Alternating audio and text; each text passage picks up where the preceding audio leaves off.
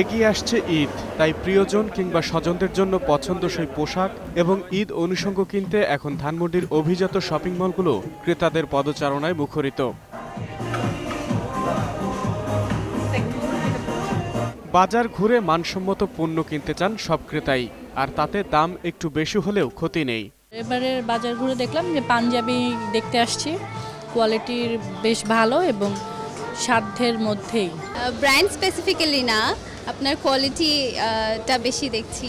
মেয়েরটা কেনা হয়ে গেছে, আমারটা বাকি, আমার হাজব্যান্ডের বাকি, ছেলেদেরটা বাকি, তারপর আত্মীয় স্বজন গিফট এগুলি বাকি। আর লং ফ্রকগুলো কম চলতেছে আর থ্রি পিসগুলো বেশি চলতেছে, সো সেই অনুযায়ী ডিজাইন দেখা যায়, কোথাও পছন্দ হয় কোথাও পছন্দ হয় না। প্রাইসও রিজনেবল আর কোয়ালিটিও ভালো, মানে কেনার মতো সব। বছর ধরে ঈদের বেচা কেনার জন্য অপেক্ষায় থাকেন বিক্রেতারা। অভিজাত এলাকা বলে বিদেশি পোশাক কিংবা পণ্যের কদর আছে ভেবে চড়া দাম হাঁকছেন। কটনের মধ্যে গিজা কটন, ইজিপশিয়ান কটন, এই ধরনের ফেব্রিক্সগুলো আমরা ইউজ করেছি। তো এই ফেব্রিক্সগুলো আসলে কমফোর্ট, মানে অনেক বেশি কমফোর্ট এবং কাস্টমারের ডিমান্ড অনেক ভালো। ইন্ডিয়ান ক্যাপটপ ড্রেসটা এবার ঈদের মধ্যে বেশি চলতেছে। মানে আপনার ম্যাটেরিয়ালসের ডিফারেন্স আছে, কোয়ালিটিতে ডিফারেন্স আছে। মার্কেট অনুযায়ী আপনার আমাদের হলো হাইয়েস্ট এখন 6 থেকে 7 এর মধ্যে রাখছি, এরপর একটু আপ ডাউন হয় আর কি।